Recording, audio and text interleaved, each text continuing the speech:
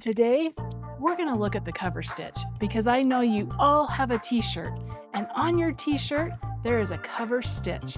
And if you've ever accidentally grabbed that thread and just gone zip, but with your serger, you're gonna be able to do a cover stitch and fix that. We have our needles in the C2 and the C1 position, length between a 2 and a 4. Chain needle tension is set between a 4 and a 6, and our chain looper tension is set between a 1 and a 2. Our upper looper selector is down, and our blade right here is locked.